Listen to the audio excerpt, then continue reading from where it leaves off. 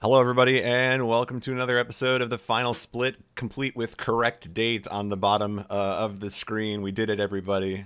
Did it Yes. right. With the assistance of our special guest this week, who is OmniGamer. Hello, everybody. How is it going? I'm hanging in there. Hanging Just in there. another day. Yeah, holding up. Good to have you here. And we also have Spike's wet hair in the red box there. Just What's up, everyone? Still adjusting. You got a few seconds yet. The show hasn't technically started, yeah. so make it look pretty. Spike's gonna pull I am out the the blow most dryer in a professional second. It's person gonna here. There you go. We're gonna have to Every start week it's having just a. me doing progressively more ridiculous things. Gonna have to start I having just- a dress code on the show or something. I don't know. Everybody wears suits. I don't know. I don't know if I could do that either. So, Yeah. Yeah, Sinister we're not One. there yet. No, we're not there yet. We're not ready for suits, man. All I mean, right. I got a collared shirt. Is that worth anything? You're bringing the class to the show. Yeah, I'm just wearing my Okay. Twitch hoodie. Not to plug anything or Hey, give but a that's shout out to them, but I like that. I yeah, like that. they actually a bunch of people actually just started tweeting these out that they got these. So that's really cool. I think orders are starting to come in for everybody. So Did they send them out, or do you got to order them? Right? no, these were ordered from I want to say Jinx. Okay. But in any case, they had some sort of promotion where you could purchase like from their store different All right. sweatshirts. None of us were fast enough to get the purple ones, or at least I wasn't. But it's cool. I like it. And I'm roasting to death because it's actually warm outside. So, so there we go. That's the consequence, I guess. But let's go ahead and dive right in, guys. It's time for our first topic of the day as we go ahead and press start. And I think you guys might have an idea what this should be. What is going on, Spike? What is the news? The news is Punkation. I guess to say for the first time in almost 2 years, the 120-star world record is not held by the one and only Siglemic. For a long time there, it felt like we were never going to see a 143. It was just going to stay 144.01 for forever. And then it feels like Punkation came along, and that inspired Sig to have to finally get the 143.54. But it felt inevitable Punkation was eventually going to do this. Every day, it seems like he was losing runs in Rainbow Ride or somewhere. And he finally, I guess, just put it all together. And this is actually a little high for him. I still think he's looking for at least another 15 plus seconds of improvement here. Yeah, I think it's safe to say that he's had his fair share of runs that had that potential, that 143 potential. I mean, there's plenty of times where he's been 30 or 40 seconds ahead, very early on in the run, and then it's just a matter of hanging on to that. But his consistency level is really up there. Yeah. It's crazy. His consistency's to the point where for the showcase, the spotlight or whatever on the front page, I think he got like a mid 144. He missed a PB by like 15 seconds. It was insane on a no reset run. Yeah, that's and that's you got all the viewers watching. Maybe you're not used to that. I know I didn't do so well on my front page runs, but I still had a lot of fun with those. But yeah, Punkation's consistency is really great. Do you think there was like a break in the action, so to speak, where Siglemic gets the world record, other people are kind of showing up to challenge him? You get like Honey and Nero for a while were around and hanging in there, but then they kind of drop off the face of the Mario Earth. Does that having that competition now back with Punkation, that back and forth between Siglemic and Punkation, do you think it's going to continue? Are we going to see this back and forth battle? Is it going to remotivate people? I think that it's the kind of thing where you get burnout on a game. I mean, look how long Siglemic played this game. Mm-hmm. So of course he was happy to just take a rest and step back, but then you get this feeling, you see somebody coming for your run, and it's kind of like this feeling of like, oh man, I want to defend my run, but I don't want to play this game. It's like this mixed feeling. And, you have this balance of like, I'm done with this game versus I can't be done with this game. Yeah, so it'll be interesting to see like if this reignites the flame for him, or if he just says forget it. Because there's been other situations with games where like somebody that was kind of high profile, and then they lost the record and they were burnt out on the game anyway, and they just said, all right, you know what, I'm done. Like let other people take it over or whatever. So. Well, I mean, it's pretty safe to say Siglemic's not going anywhere. I mean, he's been doing 70-star runs, 120-star runs. It's not like he's you know, removed from the game to the point where he's not, you know, where it actually has to be a decision at this point. Yeah, I think he's going to compete, but at the same time, like, he will burn out much faster, most likely, than Puncation will, just because of how much he's already played the game. That's true. So, Puncation actually, I guess, as far as Mario runners are concerned, relatively new. I think he's only been running for less than a year. Is that accurate? Maybe more. Yeah, than a lot of people hadn't even heard of him when he had his when he had his big stream. You know, people were like, "Who is this guy? Where did he come from?" Exactly. I think that was a great example of. I hope to see more runners like Puncation featured in like future front page spotlights, because those are really like the unknown, undiscovered people are the ones that really deserve that front page. Well, notice. I just love the fact that somebody would, you know, see a run that's so high profile, that's like so optimized, and then still go after it. Because like a lot of people, they see a game like Super Metroid, and they're like, well, I'll probably never beat Zost, so, you know, what's the point? Forget about it. You know what I mean? Yeah, exactly. So, but he wasn't thinking like that. He didn't have that mentality. So it's nice to see that. It's refreshing. Yeah, I think it's safe to say Puncation's not done with this either. I know he says he wants a low 143, maybe you know, possibility of a 142 sometime. But I think that's a really exciting news. Any other thoughts on this, guys? Yeah, the number one thing I want to bring up about it is that I hope one of the most annoying aspects of doing any of these, like, you know, GDQ games list shows is that nobody wanted to accept Mario 64. If it wasn't Siglenic, don't even offer it. We don't care how good you are. And that's because, admittingly, you know, to defend Mike and all the other organizers, when you got to a GDQ and you weren't Siglenic with that N64 controller in hand, it's just raining down crap from the chat the entire run. It's just, why isn't Siglenic here? Why isn't Siglenic doing this? And I hope this dispels that a little bit, that, you know what, there are other good Mario 64 runners out there besides Siglenic. Right. This idea maybe this won't, this idea of reserving games for specific people maybe doesn't apply as obviously as it might have in the past, where, you know, people are stepping up and challenging some of the big games. OmniGamer, you got to have some thoughts on this, man. So I will admit that I have not heard of Puncation until, let's say, a week and a half ago, and you know what? It's fantastic if somebody can come out of the woodworks like that and take down a record that's, or rather, Sig's been doing this for how many years now? Just working to bring that time lower and lower, and you know, it's good. Anytime you have competition around, it's good, and people just need to not be afraid to challenge that, or even if they don't want to challenge it, like, just get in, start doing runs, and you know, if you got a knack for it, you'll bring your own time down, and you might even surprise yourself.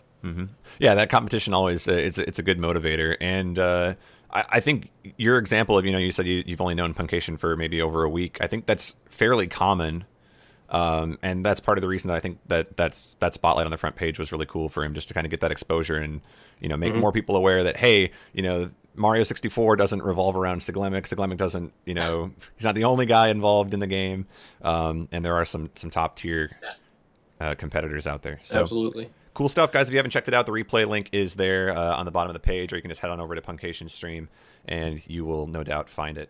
So with that being said, speaking of 120 star, our Clippy Clip this week takes place courtesy of a gigantic 120 star race that took place earlier this week. These are clips from that race. So this was a giant blind race, right, Spike? Or I guess not blind race, but just a giant race in general? It was just a giant race. It was kind of an idea, I guess, stemming from mine and Pie's, like all of our blind races we did. And a bunch of us from the collective did a 120 and thought it was a bunch of fun. It's Mario 64. I was actually doing a 70-star run today, and someone in my chat mentioned, so has literally everyone speedrun or whatever this game? And I say pretty much everybody's dabbled with it. Everyone, you know, everyone has, to some degree at least, played this game. So we did everything we could to get everybody into this. And the cool thing about it was that it wasn't even just 85. It was actually 101 entrants. They had to make a second race channel to get people in. Shoutouts to something 915. Yeah, I was going to say that the 85 here is actually just the amount that they were allowed to record on SRL, right? Because if they go any higher than that, it actually breaks the bot. Is that? Oh, I think okay. so. Yeah, I think it actually was more than that, but they could maybe only manually record so many, or they might Plus, split where into else? 2 races. Where else are you gonna see the metal cap in any Super Mario 64 speed run than in a race like this? Yeah. Shout outs to the great Paul. Great Paul with his first 120. A lot of people in this race doing their 120 for the first time. Earlier in the clip there, you saw Zompire Scooter. He actually took over 12 hours to finish, but managed to complete it. Here we've got Broman being escorted for his 100th coin by the Penguin.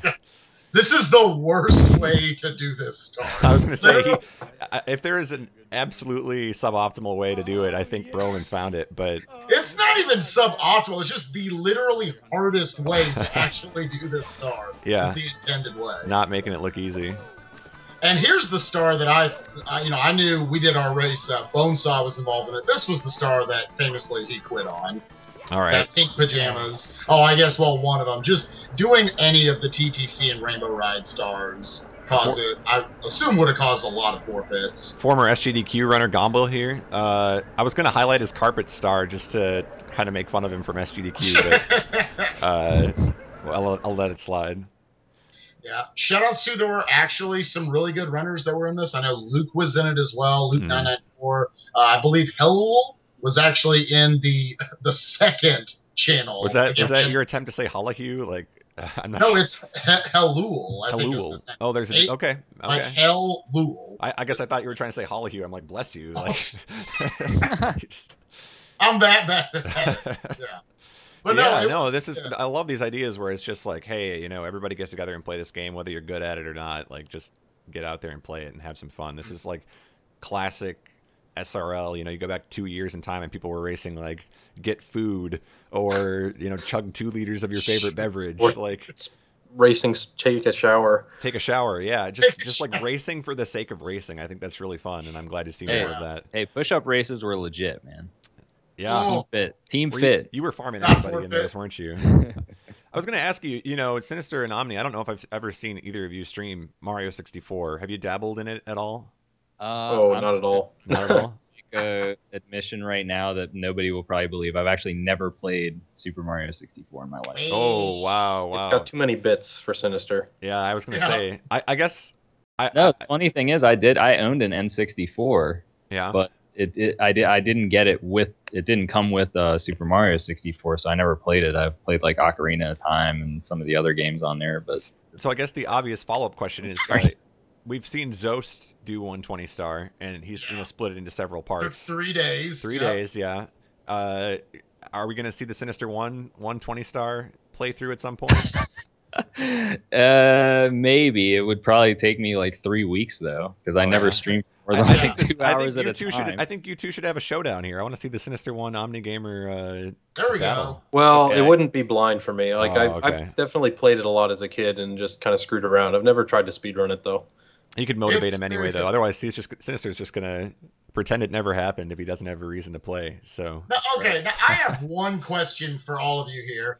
If we did another one of these, because I've been thinking about organizing one myself, what would be the next game/category that you would want to see that do? I'll go ahead and throw one out there. I think some sort of a Mega Man X would be fun. I know last year we did like a giant 8 Mavericks Mega Man X. Okay. That got quite a few people. Yeah. That's something that's, inviting. Of course, not that 120 is super inviting. Yeah. But, I think the biggest turnoff for a lot of people in these races is just the fear that it's going to take them so long. And we've seen people go 9, 10, 11, 12 hours and they actually finish.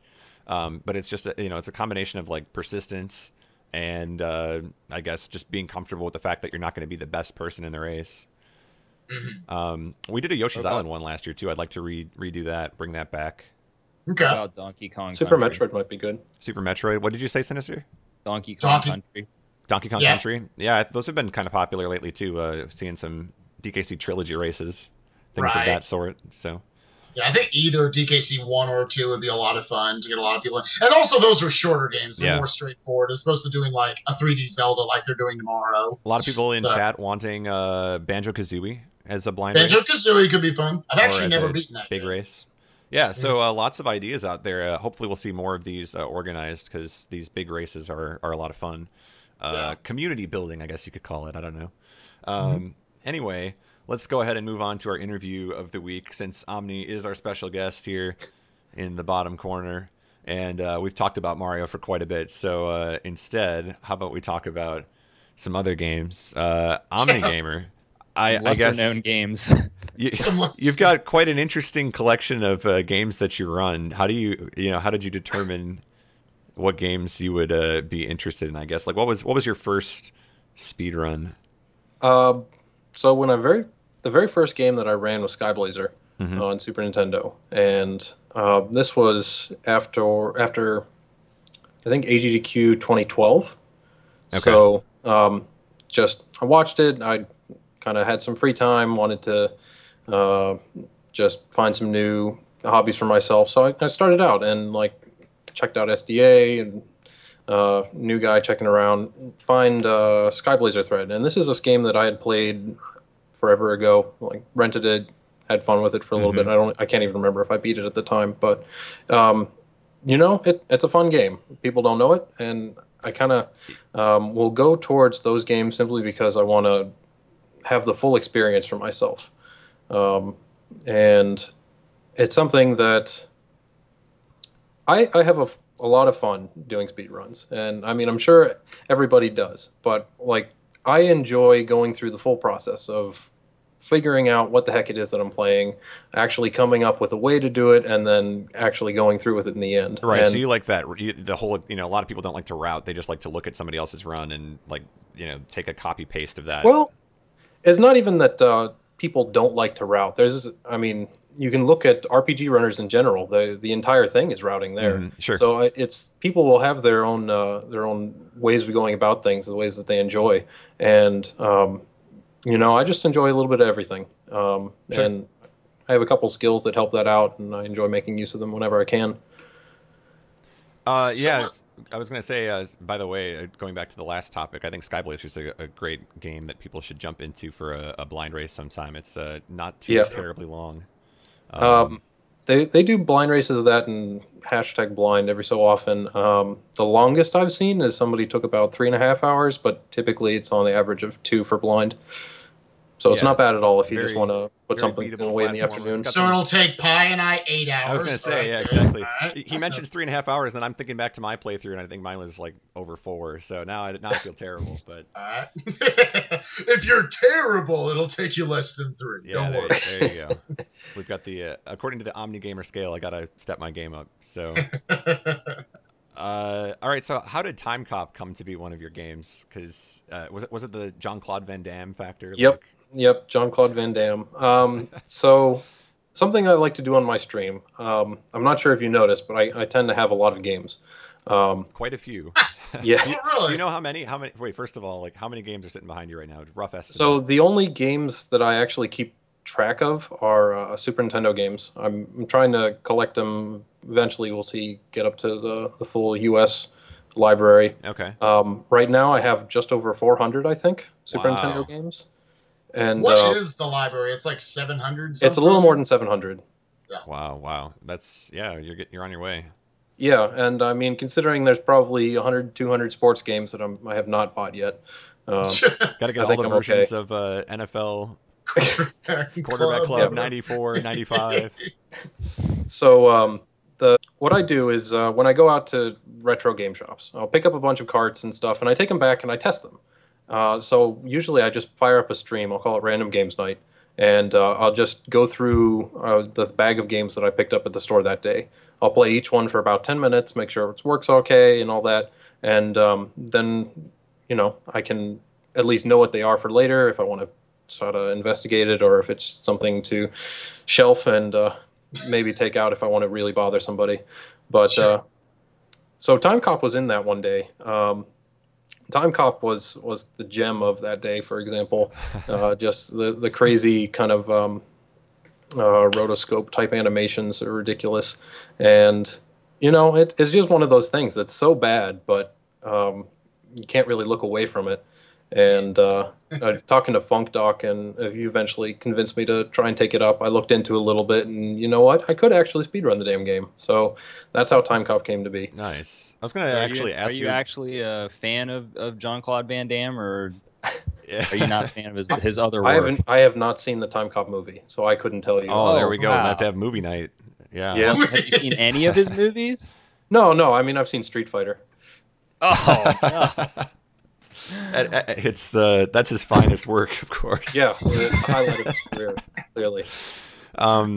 So anyway, I was gonna say, because you brought up the idea of your, you know, you kind of your blind playthroughs or random games nights. I think those are really interesting ideas for streams. But have you run across other like highlight games? Maybe not ones that you've speedrun, but just like, you know, this game really surprised you, was really funny, or was better than you thought it would be.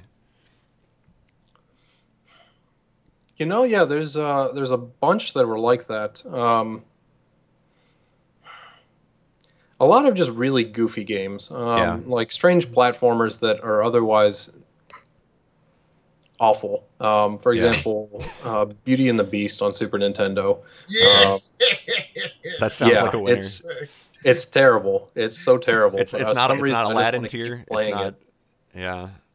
Um, let's see. So there, I do know that the games that I like to run in general are the ones that kind of have these very niche followings to them. So some of the other games that I've run, like The Fireman. Hmm. The Fireman is a game, didn't come out in the US. It did come out in Europe and Japan, and it's just this kind of goofy little game. You're fireman, you go around, put out fires that are sentient and try to kill you in every manner possible. But you know what? It's a silly, fun game, and I just put a lot of work into it, and from there, the speedrun came out. Um, Same thing happened with some other stuff. Um, I very briefly put time into it's a fighting game called Brutal Paws of Fury. Okay. Okay. Sounds sick.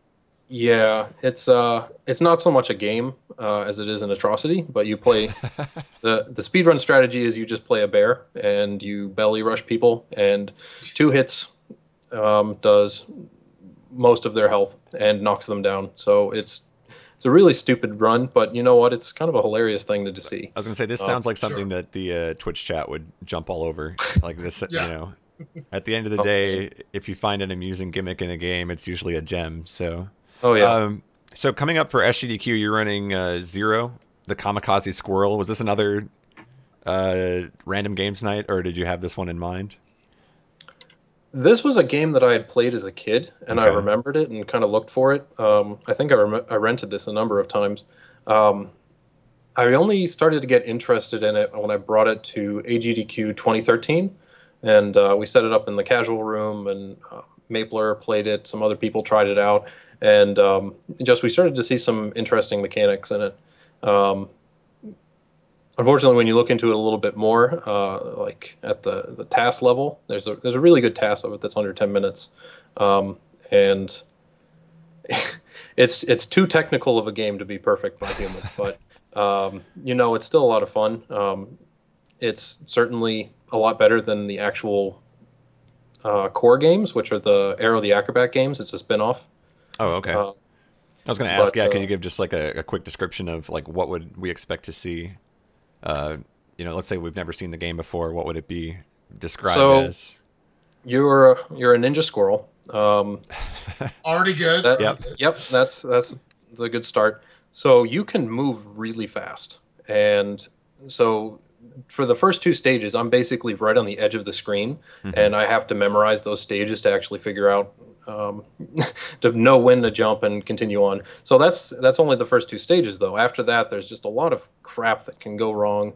But the main point is you can build up a lot of speed really fast. There's this glide mechanic where you basically, the longer you're falling in a glide animation, you can turn it and then use that to go back up. So, and the same way, it builds up a lot of speed, and you can use that to give you a boost on the ground and stuff like that. The only really stupid part of the run is that there's a glitch. It's a wall jump glitch. Basically, you ram yourself into a wall, and you have a single frame to press jump. The problem is that frame comes about half a second after you actually run into the wall, and there's no cue for it. So you kind of just no. Cross your fingers. Yeah, and I have to do that Just 3 count times. really fast. Oh, good. Yeah. So that's a fun thing. But it's a pretty short game. The bosses are not all that exciting, but I have to beat them all in different ways. There's some good. There's like death warps and things that I do towards the end. There's some silly auto scrollers where you can just kind of avoid all the obstacles, but it's a fun game. That's what I'll leave it at. Yeah.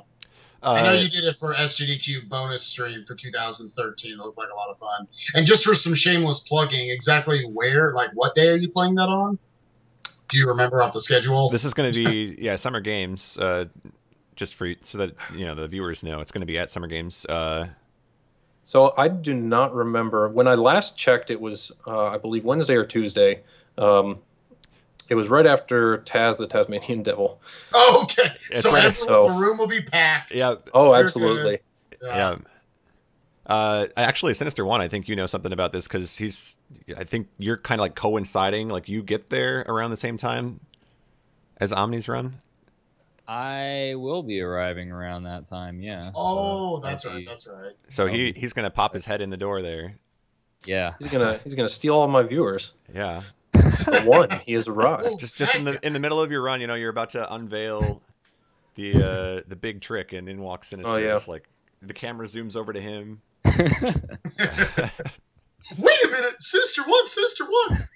One question. I might even just stop playing and go shake his hand. Go shake his hand. There you go. Yep. Yeah. Oh my gosh. Oh, the showstopper. Yeah. With the candy cane and everything, he's just like scooting along the stage, singing some number. I don't know. So anyway, one other thing I wanted to get to is that before your involvement with speedrunning, I guess you had a really deep history with Smash Brothers. Do you care to talk about that at all? Well, I am an old, washed-out guy at Smash. That's I believe how they put it This these is days. the true Hollywood story. Yeah. After his Smash career. All right, good. Yeah. So jump back to like 2004. There's this place called Smashboards, and it's where all the cool kids go, and they learn about the special stuff that they can beat all their friends with in Smash. So yeah, it was just I was 14 at the time, and I'm looking for something to do. There's something that you just want to go out there and challenge yourself with, and for me that was Smash. So I started. I had a couple people locally that we made a crew, I guess. Called ourselves the Gamer Guild. But it was just a fun time. You head around, you play tournaments, you meet people. I was based in the Midwest at the time, so I went around to tournaments in Michigan, Ohio, Indiana, Illinois, kind of all over. And as a kid who's for most of it I was too young to drive. That's it's a lot of fun. It's a lot of good experiences too. A lot of kind of scary experiences, but Sure. so at some point along the way, I guess I just had the right kind of qualities. I became a mod on Smashboards, so I was involved in kind of the policing of the various boards, and but at the same time, like all of a sudden, my time is getting sapped. It's time to start applying for college and all that crap. So my time actually playing the game came down, and I had to change my play style to kind of fit that. So at the time I was playing, say, Marth and Ganondorf, and I just didn't quite have that flair to win anymore. I didn't want to just keep trying at it. I just wanted to have fun with my matches, and so I picked up, or I switched instead to my low tier character, which was Kirby.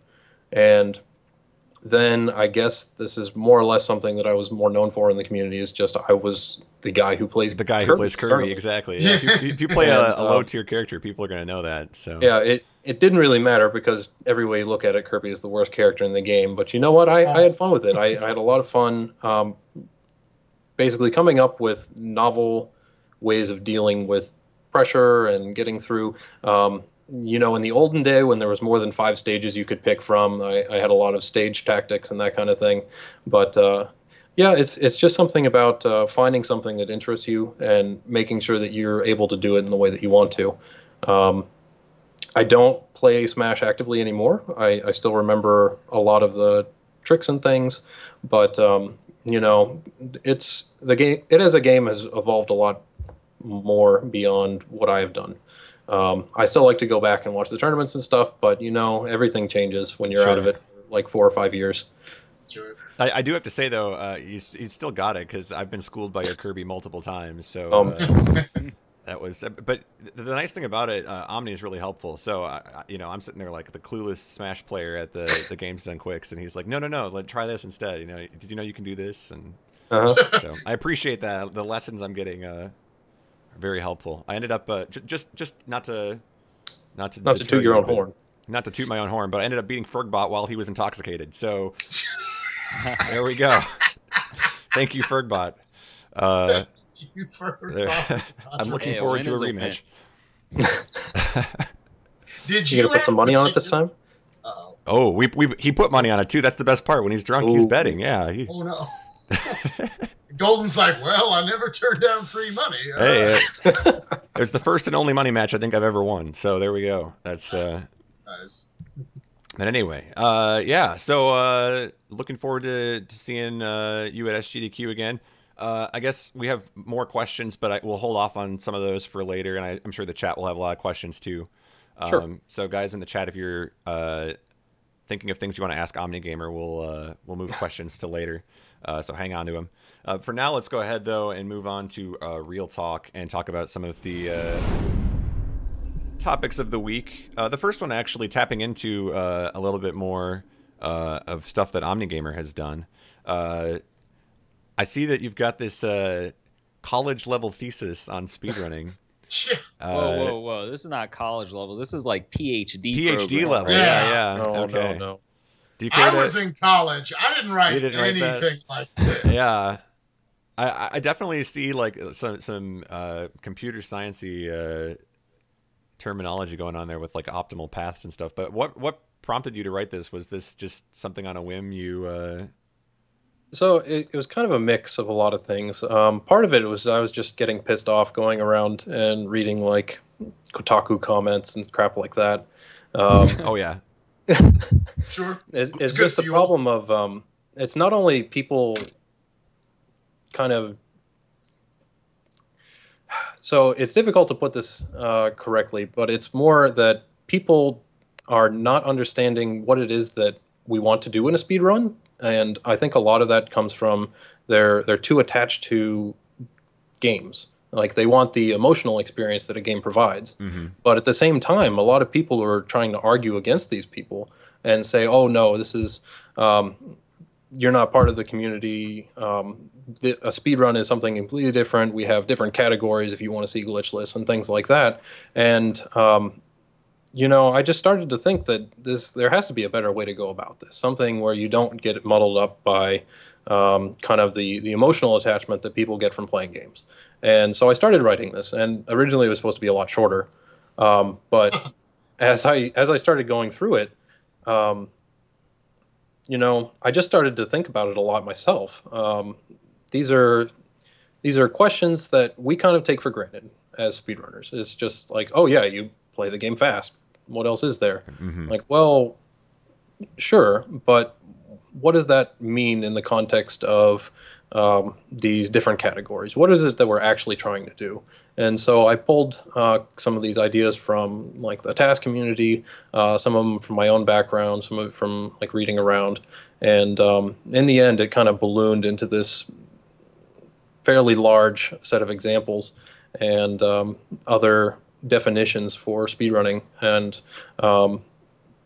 you know, it is what it is. And it doesn't quite fit the target audience anymore. I doubt anybody's going to link this as a response to a Kotaku troll and be like, this is why.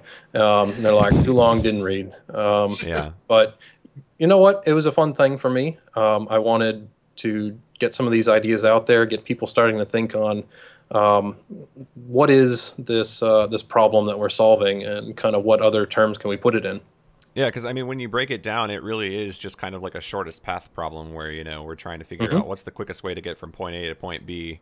But at the same time, you know, even within the community, Link to the Past is a great example of this, where there's kind of an emotional attachment to a category at a certain point. A new trick gets found, the path gets shorter, and then people get defensive and say, no, I liked the other path. Let me stick to that path. Like your path is now a different category than mine. Right. And I kind of discussed this actually as part of it. This was something that I kind of figured would be one of the more controversial points that I wrote about, but to back it up a little bit, speedrun, you try to reach the goal in the fewest frames possible. We can agree to that. That's just less time. I go into these other things called constraints, and the constraints are either things within the game or that you apply that are restrictions that you apply outside of the game. So in this case, the explicit constraints is what I call them. What you're trying to do is change the path problem. So you're no longer just trying to get to the end in the fewest frames possible, you're trying to get to the end in the fewest frames, but also make sure that you hit A, B, and C along the way. Sure. And like those are like your 100% categories, or your right. Or anything like just excluding certain glitches or anything like that. And what I try to do later on in the article is just to make a statement that there's certain combinations of whether the challenge is worth it compared to the time difference, and that goes into whether or not you actually want to make a new category or not. And it turns out that, like, in the broad scheme of things, there's not a whole lot of cases in which you actually need to make a new category, but it is what you said. People will go after what they most love, and if a different category makes it so that they can now run their favorite way through the game, then they will make it. I just make some arguments for or against that. Well, I was going to kind of say one other point too, because it's sometimes the emotional thing or whatever can stop people from changing. But even in category, like without category change, I've seen times where, like, let's say somebody already has the record and nobody can beat them, but there are new strats that are discovered that are more optimal. And then I see those people not implementing those strats because they're like, well, nobody can beat me anyway, so I don't actually have to do these new strats that are better. And I don't know if it's just like a comfort level thing or if it's a I'm not going to get beat thing or what, but it's just like another interesting thing I've seen people do. Yeah.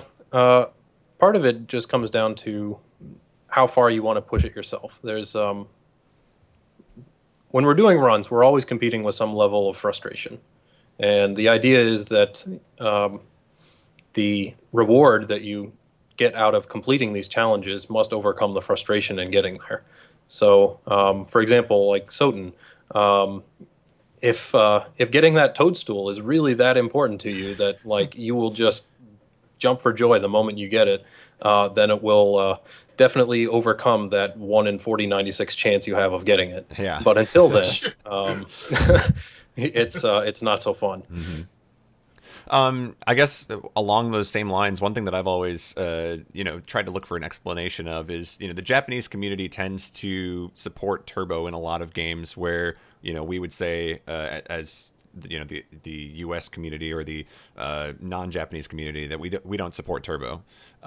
So from that perspective, does that fit into your definition a little bit? Are you thinking, the Japanese community is looking strictly at, hey, turbo saves us frames, and the U.S. community is maybe more towards saying that ruins some of the integrity of the gameplay? Like, does that kind of fit into your definition, do you think? So part of that comes down to what it is that the people value. If it's something that comes, like, much of our reasoning for banning turbo in the Western world is that we want to make sure that it's the fastest possible that we can achieve it by human hands. Sure. And that's the important part, is that you are doing this under your own power with no extra help. The Japanese side of things, I can't speak for them, but could I make a suggestion? Yeah. I'm not sure if this is actually true or not, but if you think about it, it actually levels the playing field, because if everybody can use turbo, then everybody has an equal, like, quote unquote mashing ability. Versus here, like, people have uneven, so it's almost more fair in a way if turbo is allowed. So if everybody has the Air Jordans, they got their Nikes and they can dunk, in the basketball game, then that's everybody's fair. Everybody can jump the same height, that kind of thing. Sure, it's fair in that sense, but at the same time, like people can be very good at mashing. Mm-hmm. I'm sure That's you've a seen, skill. yeah, I'm sure you've seen like Frizzy Man and other stuff Oh like yeah. that.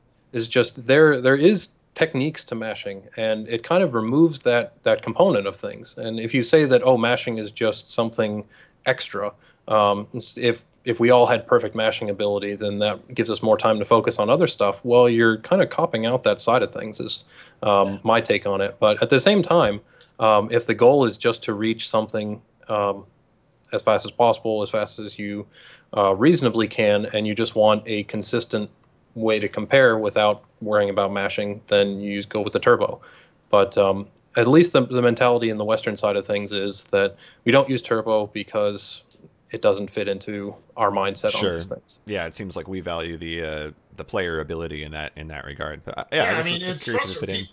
People, why do people want to watch the Peyton Mannings and the Tom Brady's of the world, other than a lot of other quarterbacks? Just because they're better at throwing the football. There's a reason why we want to watch them instead. And I don't really understand the mentality behind. We just want to level the playing field. We want to make a playing field where people can be at all different sorts of skill levels. Right, we want to And be to able to take be that away, impressed by right? enemy out there smashing 17 times a second. Like, Yeah, exactly.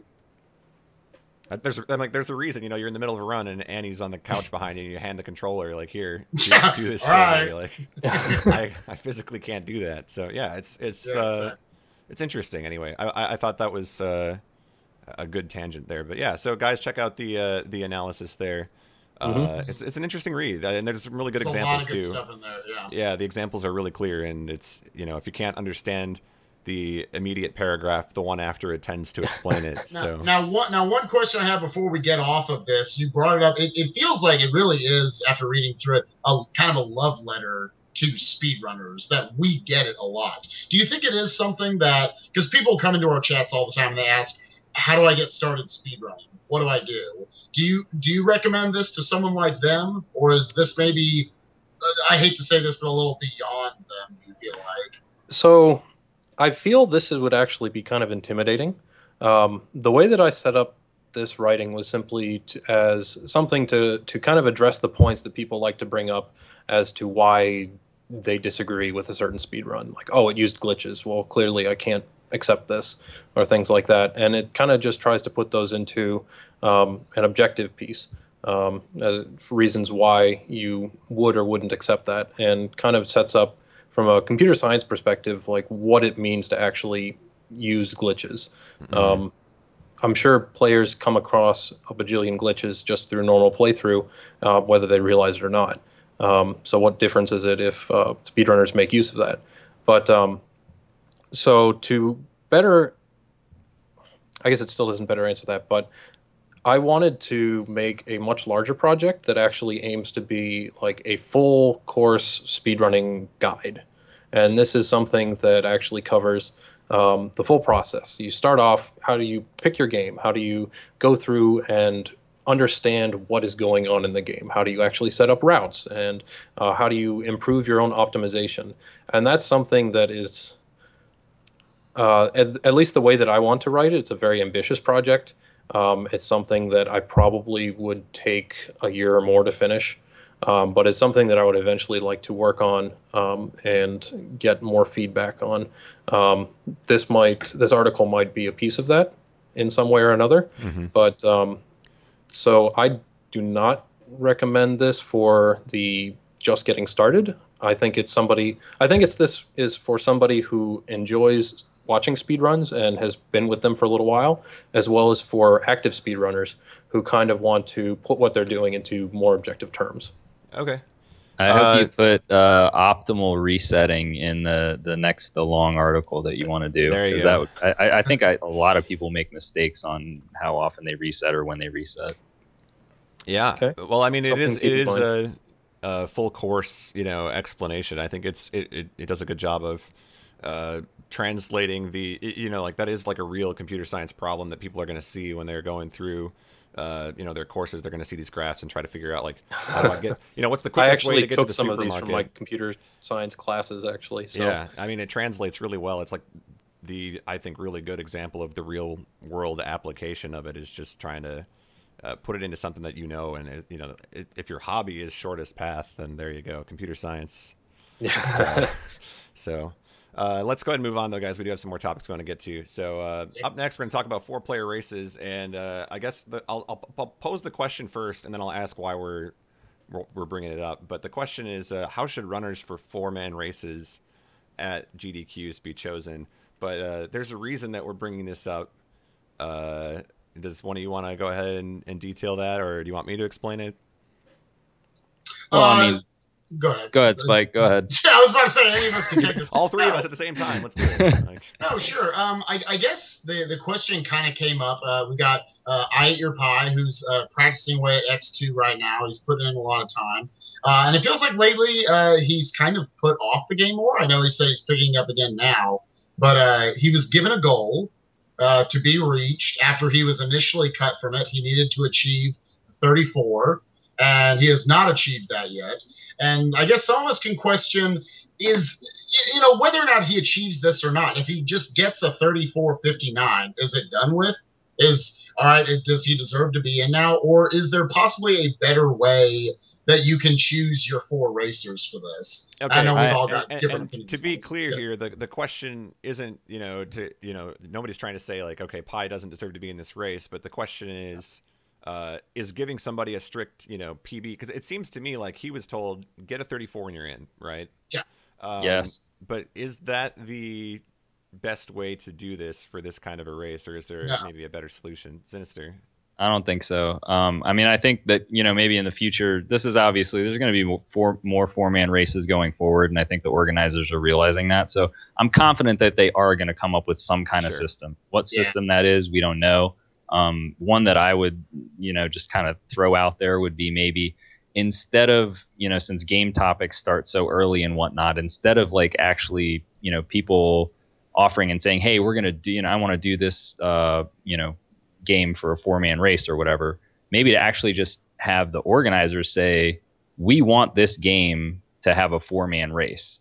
And now we need people to actually qualify to be the 4 runners in that, as opposed to just 4 people volunteering and saying we're going to go in. Because I think that would make things more competitive, and people would, take it really seriously, and they'd, it'd be a different way of doing things, and I think it could work. GDQ play-in games. You guys going to be there for the playoffs this weekend? I can't wait to see who's going to make it to the next round. And to be clear, the biggest thing for me is just I don't understand, because I've asked in a lot of interviews in the past to Mike and Rom and the other organizers, how is it just PB? Is that what you get? And they've constantly said no.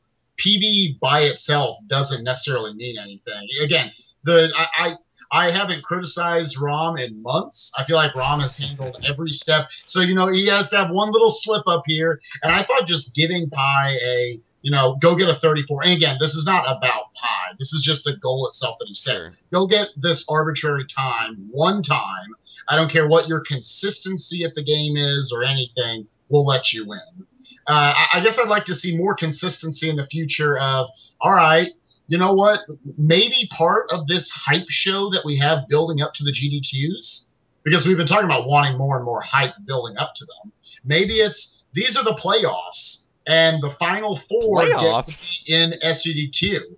Yeah, I think that's a fun way to have it. That like, okay, in the future, the game submissions are not going to get fewer. They're going to get more, and there's going to be more of them in the future.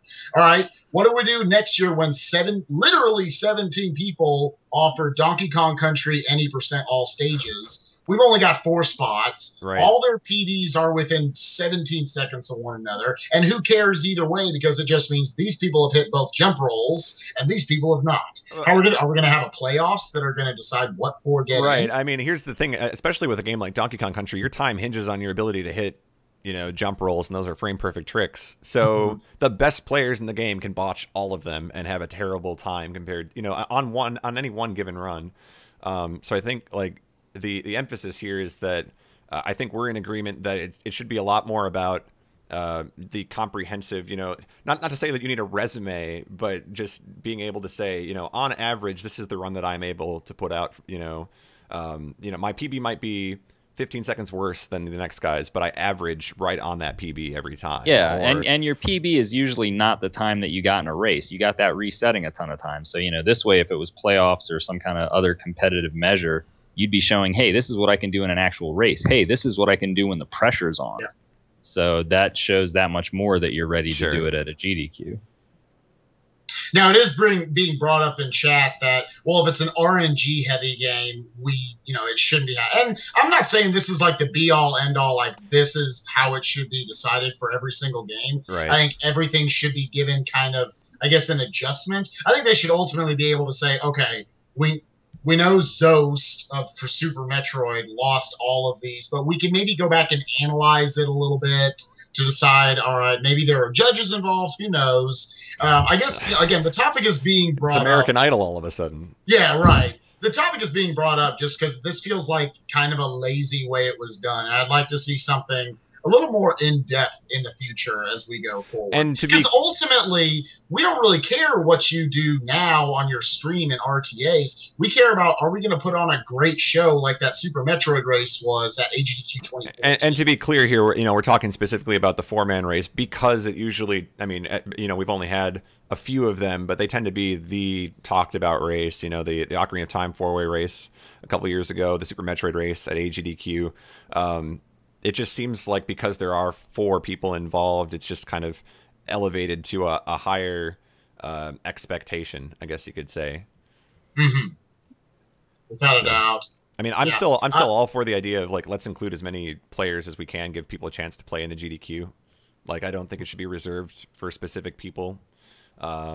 But at the same time, I kind of agree with you that, it shouldn't just be based off of PB, because now what you're incentivizing is you're saying, okay, Pi, the minute you hit 34:59, you can take a break from that game, and we'll see you at SGDQ, Right. If you really wanted to, get that 34:59 and we'll see you. So I think it just kind of sends the wrong message, but. Agreed. Where are you on this, Omni?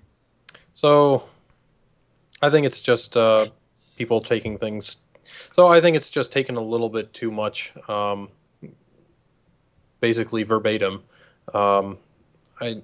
I don't think that it's something coming out of just, if I happen to reach this arbitrary time, then you'll get in. It's all about just making sure that in the end, all that they want is to have a good show.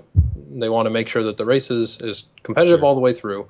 And if it comes down to, if you can get down to this 34 the one time, they're still not interested in that. They want something that can provide a good race every time, and not just, well, if this guy gets really good luck, then he might also have a comparable time. That's kind of the way it goes. But at the same time, if you're in a position to be organizing these, it's still, you just got to be careful with how you put these. And I can see how this would turn into something a little messier than it should be. And it just comes down to the organizers are trying to make the event as much of a good show as they can. And in the end, that's what they're trying to prove. So if it means, for example, just getting a low enough time, it also just means getting that consistently enough to make that happen. Yeah, and I absolutely don't think that the game or the race is hindered by having a fourth player who is maybe a minute behind somebody else. Having the certainty that they're not going to win the race is maybe kind of a letdown for some people, but at the same time, I just think like the spectacle of having 4 people complete the game very quickly is amusing enough in itself that maybe you don't need to have that extra, I feel like if you get too concerned about it, then you just build all these extra layers leading up to it, and it just becomes this like over complicated problem. But at the same time, another advantage of 4 is that you're gonna increase the odds of having a close finish. Even if it's not between, it might not be between first and second, but maybe second and third are going to finish really closely together, which would still be exciting. Third and fourth, avoid last place. Who knows? Everybody wants to pump up the hype. Oh yeah, absolutely. So we'll leave it at that because we actually have some more topics to get to here, but just something to think about. Let's go out of bounds for a minute for our next topic, because a lot of you guys, myself included, went on various Twitter rants about this topic this past week. It sounds like there's a deal in the works. Rumor has it that Adele is singing about YouTube buying Twitch. I don't know why I said rumor has it there, but I guess that happens. So what are your concerns if YouTube buys Twitch as a streamer on Twitch yourselves, if you have any concerns? Who wants to go first? Nintendo's gonna shut us down. That's your concern, Spike. I can't run Tropical Freeze anymore. The music, I'm gonna have my own custom music on there. Yeah. They're gonna replace it with optional free classical music. Yep. Yeah. In general, there's just this. I think the scariest feeling is that Twitch has been. I think whatever concern, whatever criticisms you have of them, you got to say, like, I think they've been getting better. I think Twitch has been a progressive, piece of all of our lives for the last few years now, and all of a sudden that might all get flipped up on its head. And does it feel like, are we starting over? Those of us who have put so much work into our channels, our deals with them, our contracts, is that all going to change? Right. It's just a scary change that we've had to something that we haven't even had for that long. So, Sinister One, you got any concerns? I am concerned about Google Plus. Just like when Google bought out YouTube and it did not improve. To many people's surprise, I think people thought YouTube was going to be even better when they got bought out by Google. Of course, it went the other direction. But yeah, I mean, being forced to use Google Plus is something that people are definitely not happy about on YouTube. So why would you be happy about that on Twitch then? It's a major turnoff. Yeah. A lot of people. I mean, do you see it being the case that you're not going to be able to chat anymore unless you use your full name? Like, is that going to, or is that just like? I mean, that would just be so ridiculous if they did that. But it's not beyond the realm of possibilities. Yeah. That's the scary thing. So. I think it's one of those things where it's a question of how hands-on they're going to be about it. If they're just buying them and then saying, here's a bunch of server space, like, you desperately need it. We'll improve your VOD capabilities, because right now when you go to watch a VOD on Twitch, you're staring at a still image for 20 minutes before it starts to play. Like if it's things like that, I think people are for that. But then as soon as they start to tinker and say, okay, here comes Google Plus, or you're streaming the latest Mario game, yeah, that's got music in it that Nintendo's going to have to take your ad revenue, or we're going to have to shut your stream down because this content isn't allowed, something like that. I think those are the concerns. Omni, do you have any concerns about it? Do you think it's a good move? I'm still skeptical on it, just that it'll happen at all. Yeah. I know a lot of people are like, it's kind of, it's happening. It's falling, to be clear, it's just still a rumor at this point. It's not confirmed from either side. I am not really concerned. And my reasoning is simply that even if a deal goes through, the legal system is very hard to work with. There's a lot of things that people kind of take for granted, and I think what they're trying to do is superimpose YouTube onto Twitch. There's a lot of reasons behind the way that Twitch is able to operate right now that YouTube is not able to operate, and I think there's going to be some challenges if this comes down the road. But I also don't think that it's going to end up being like a mirror YouTube service. Like, it's not going to be, oh yeah, this is YouTube, except you happen to live stream. And you're subject to all of the same copyright violations and stuff. If you really wanted to right now, you could stream on YouTube, but how many of us watch any streams on YouTube, right? Like, it's there. It's just, why do that when you have Twitch? So, I mean, if it goes down, I think short term, what's in YouTube's or Google's best interest is just to kind of keep the site the way it is. Twitch could definitely benefit from some additional resources. We've all had problems with our own streams or chat and things like that. But from a stability side, like, this is a win. Yeah.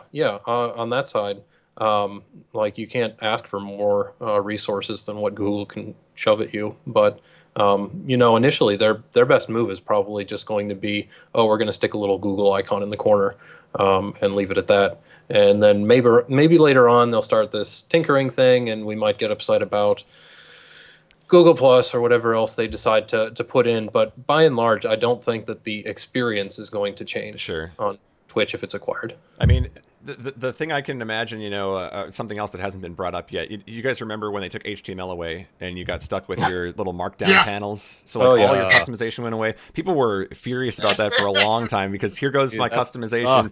Like it still sucks, right? My page looks the same as everybody else's. I put a lot of work into my HTML. Yeah, exactly. But now imagine like YouTube comes along, right? And okay, we're gonna dumb this down even further, and you can have like one row of previous videos that you can showcase or something. I think those are the kind of things people are concerned about. It's the tinkering, it's the meddling in the kind of the Twitch affairs. Like if Twitch is left to their own devices, they can do whatever they want. And YouTube is just like, hey, here's a bunch of servers, then everybody's I mean, look, it's happy, business. They're going to do what's good for making money, and that might not necessarily be what's good for us. So, you know.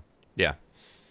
I don't know. Anyway, we'll see what happens. It's still a rumor at this point, but if it happens to turn into something more, I'm sure we'll have more to say about it. So it is a hot button issue for sure. Let's move on though, guys. It's time to take a look at this week's record as we're winding towards the end of the show here. What are we taking a look at, Sinister One? What is the record of the week here? It is none other than The Legend of Zelda. It's dangerous. Don't go alone. Darkwing Duck, of course. I'd be surprised if it was anybody else.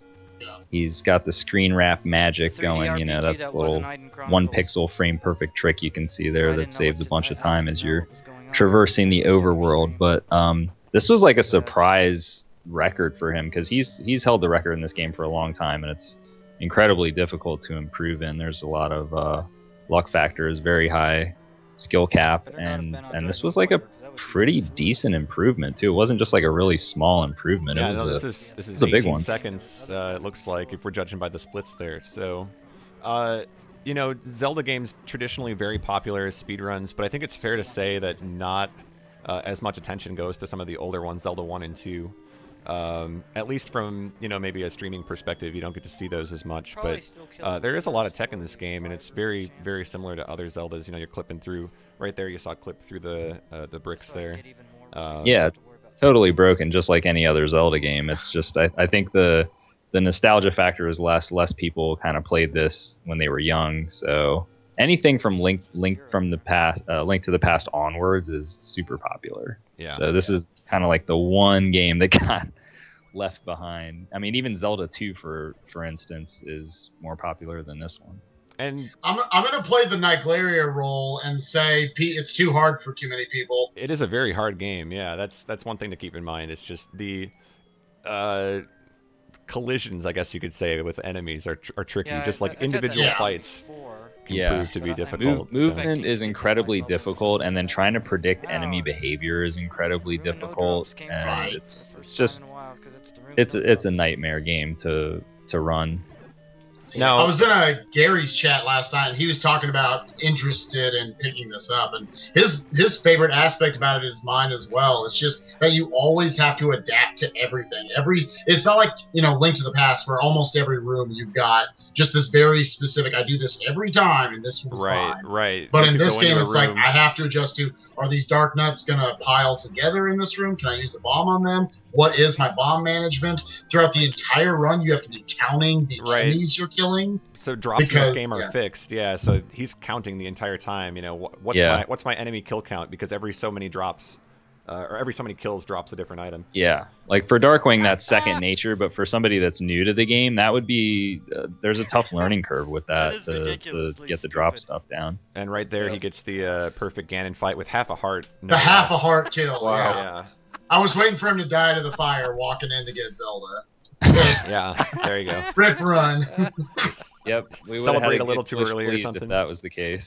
That would have been amazing. Oh man. Oh yeah. Yeah. So I would like to see more people pick this up personally, just because I think it is kind of I would say I don't want to say untapped because it certainly has been tapped and like the skill is there. It's just there aren't as frequent of players picking it up. I think that's fair to say. Yeah, I think that's part of it. I've seen other people pick it up, but like I said, the skill cap and then the RNG, it's such an uphill battle, and especially when it's like Darkwing is so far ahead of everybody now that it's kind of intimidating to try to get on board and get yourself a low time. So you really have to love the game to play it that much. This sounds an awful lot like our topic at the start of the hour when we said, hey, Punkation toppled, they're really tough to beat. Yeah. Well, but that game's a lot more popular, to be fair. So it's true. It is true. This game doesn't have the popularity factor of people just playing it for just, hey, I'm just going to play 120 star. Like if we did a huge blind race of this, we're not getting, we're probably not getting more than 15 entrants. Yeah. And you're probably not getting more than 15 finishers either. You're probably not. That might not. Yeah, I was about to say. Yeah, you might get not like be two the big people blind finishing. race. Cypher finishes because he's got that persistence, and everybody else is just like, no. Yeah. I've seen people blind play this. I bring that up because I've seen Cypher blind play this. I've seen Ness Kamikaze blind play this. I think I've seen Twig blind play this. I mean, this is a game where even today, you pick this up for the first time, you're not going to have a clue what you're doing. Right. Because when you mess up and when you die to Ganon, like you go back with 3 hearts, and then like what are you going to do? Farm for another 20 minutes just to try to get back to Ganon. Right. And finding dungeons, if you're not familiar with the layout of the map, is taxing in itself. Like just, I don't know, they're hidden everywhere. And the game's almost more cryptic than Zelda 2, in all honesty. Like the game gives it's cares. not one to guide you or hold your hand. That's for sure. No. So you ever complain about Nintendo games holding your hand? There you go. Zelda 1 is your homework. Zelda 2 is extra credit. I guess. Let's go ahead and move on, guys. We're going to take a look at this week's Glitch Please, courtesy of our friend Ivan, who, once again, jumping back into Mario 64, demonstrates how he can't afford an island vacation. What's going on here, Spike? What's the problem? Well, this is a technique called Sky Jump for the 3 of you who've never watched a Mario 64 speedrun. Okay, just get up there. His goal is to not do that. All right. Don't call that early. His goal Son of is a to infinite kick up this That's wall. a tree. And don't grab the tree. Don't do that. fall. All right, he's falling. All right, good. Sliding on his belly. Good technique. All right, so he's gonna kick, and then he needs to do a triple jump to fly up to the island, and then curve to get up to the box. That first time he missed with a ground pound or a butt stomp. Yeah. Please don't run out. He's just struggling here. Sinister One, you could do better than this, couldn't you? Oh, absolutely. I mean, probably got this on the first try. Oh, no. No good. Survey says denied. And the run's still going. He's going back for another cap. The only reason the run is still continuing at this point is he's in a race, I believe. Oh, that might have been what it is. Oh, it was. Oh, there's the rage pauses. There's the rage pauses. The rage pausing is such a signature Mario 64. Yeah. Like, I don't care how good or bad you are, you have to have the rage pause. Oh, no. And the Goomba! He went back one more time after the rage pause. What are the odds? And that wasn't Shout this out a trick to that Ivan knows how to do? Like he's done it successfully in several runs also. Oh, I mean, Oh, he's approaching sub 1 hour in that game. That's something that should be. Yeah. I mean, I could understand if you screwed up once, but 6 times in a row, that's just unfortunate. That's not your day. I think it gets in your head after you fail it the first time. I understand. Yeah, absolutely. Shout I know outs all to about Ivan. that. So I died like 6 times in a row on Nightman on the front page spotlight thing. So that was exciting. I know all about that. If you guys have a play you want to submit, a big play, a glitch please, or even just like a record you want us to highlight on the show, send it on over to our Gmail. I learned how to point. I practiced. Send it on over there. And check us out on all these other fantastic social media sites because that's how you can keep in touch with the show. You can take a look at previous episodes on our YouTube and all of that. With that in mind, though, it's time for the Q&A section of the show where you guys can ask questions to our guest. So if you have questions for OmniGamer, get them in the chat right now. Uh-oh. And I know Sinister One always has like a This is pocket dangerous. question. I know he's always holding on to one. Do you got All right, one, Omni. Sinister? If I bring a DVD of Timecop to SGDQ, will you watch it? Best first. How, Movie night. How much alcohol are you bringing with it?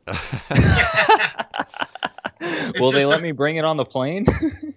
It's a briefcase. It's got a We'll- DVD of yeah. Timecop in the We'll middle. take you and then over. Jack Daniels on the side. I was gonna say we'll take you over to the nearest. There's got to be some. TGI Fridays. Yeah, some retailer over there somewhere. We can go to department store or something. By your comment, I guess you think that this is a bad movie. Timecop is. No, I've heard that it's actually like pretty reasonable. Yeah. No, I'd watch it. I'm certainly very behind on watching a number of classic movies, even not so classic. But I was going to say, is that considered a classic? yeah, I'm bad at movies. We'll just leave it at that. Okay. All right, I've got a few questions for you, and then I have one too. But the first question here from Toady, Omni, husband or wife? You know, husband is a cool guy. Wife is also cool. I did not actually ever play wife in tournament. I did play husband a number of times, and those were fun matches. For those that don't know, husband and wife, famous Smash duo. So Yep. Oh, okay. I was wondering. yeah, Yep. I know you guys are all like, "What is he asking?" I have no idea. Yeah, we once upon Definitely wife. a time beat their team too. So Oh, nice. Kirby is much better in teams than singles. I'll leave it at that. Do you have a famous like singles match? Like who is the big name that you toppled, or maybe just encountered in a tournament? Oh, yeah, I never toppled anybody important. It's okay. I haven't. Yeah, no, I mean I've got many chances to play a variety of people, but so I enjoy a lot of friendlies, but you also can't measure those. Like people sandbag, people don't try their best, or things just happen. Like everybody's just having more fun. Sure. If it's not so- a tournament match, then Yeah, no, I've played like Ozin. I've played Ken very briefly. The match that was probably the most fun was actually, oh my gosh, why the hell am I? It's Wobbles. Wobbles. Oh, Played- okay. Oh, you played Yeah, the I played Wobbles. Played as and, ice climbers. Yep, that was a lot of fun too. Oh man, a lot of questions. All right. We do have quite a few questions here.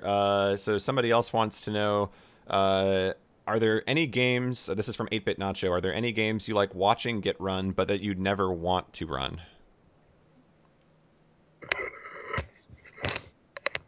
Basically, all the games that get more than like a couple hundred viewers on average. Like to keep it low key. I'm never going to be popular. I'll just leave it at that. No, Not with that mindset. Challenge accepted. Let's see. yeah, it's like you were bringing up earlier that like some people, it's good to have people willing to challenge the people at the top of the field for a game. Mhm. I definitely support that idea. I just don't feel like it's a very amusing idea for me. Sure. So, like, I really enjoy watching runs of Super Metroid. I would never do it myself, though. Same thing with some of the Super Mario 64 stuff. A lot of those other kinds of games, like, I enjoy watching them. I appreciate them as games, but it's kind of like, if I were to go after them and try to run them, like, I'm missing out on those other critical pieces that I want from them. So, like the actual inspection, everybody knows most of the things, all the routes have been decided and that kind of thing. And like it just doesn't appeal to me as much. So I'd rather pick up something that nobody's ever run before and go from there. Okay. Let's see. This question goes to everybody. Would you rather eat a giant, decent tasting sandwich or delicious, normal sized sandwich? That's a tough I'm one. going delicious normal size. Yeah. Yeah, I'll do Yes. the delicious. I'm not one to overindulge. I'll take the normal size. Yeah. Spike, same? Yeah. Yeah, Well, delicious normal. That's a Well, tough I one. got to go with normal size too. Got to start getting back on Team Fit. No Team more Fit. giant sandwiches for me. Ugh. I have a question while we're waiting for more of them to pop in here too. So you've got so many games sitting behind you right now. Mm-hmm. Could you bring over a few gems? Could you walk back there and find some and like showcase like this is? You got some Yeah. highlight games worth showing. Yeah. So something else that I'm kind of proud of and it's actually got me through school is that I have a really good memory. So I could pick out any game on this shelf and I've played them and I will remember pretty much what's in that game. So Really? yeah, and that's something that kind of helps me out as I go through this. The problem is like just asking, pick some games. Well, there's a lot to pick. Lots to pick. And, Okay, so if I just tell you to pick a random game off the shelf there, you'll be able to describe it to us. All right. Sure. Oh, I've been wanting to watch Where do you this. what column there, Spike? Oh, there we go. Oh, that one. That game. one. That's the one that he was thinking of. That's his card. That game. We got Bob. Bob. Okay. Bob. Bob for the Yes. SNES. Bob on SNES. It's a What goofy about little Bob? platformer where you're a robot that I think they tried to make comical, but it's just kind of a platformer. You go around and you shoot things. It's not exactly like Contra. You get a little bit of power-ups along the way, like there's some ray gun type stuff or extra jump abilities. The problem is it's still, I believe it's kind of a long game, but it's still a goofy platformer. I think Duckfist actually looked into this for a bit. There's He routed Yeah, out like there it the is, first right couple on worlds or Bob something. is sick. All right. That is Bob. Interesting. Let's see here. A couple more questions. Do you know that you look like the dude from Doom? From Doom. Yeah. Apparently. That's- Usually you get Yeah, that's Michael the first C. I've heard Hall, that. don't you? Say again? Yeah, I was gonna say. Usually you get Michael C. Hall. Speaking Dexter. of Oh, yeah. that, speaking of that, I have a clip Uh-oh. here. I knew this was going to come up, so I prepared this. We have No. straight out of AGDQ 2013, OmniGamer's Michael C. Hall impersonation. Are you guys ready for this? This is. What? We had a backroom Super Metroid race going on, and Michael C. Hall showed up to make a surprise public service announcement. So let's take a look at this here. Too bad for you guys in the Skype call. You're not going to get to hear this, but Oh, yeah. I guess you'll have to I'll find it check on your it own. right. It's We'll show it's you on after the show. YouTube somewhere. All right, let me play it here.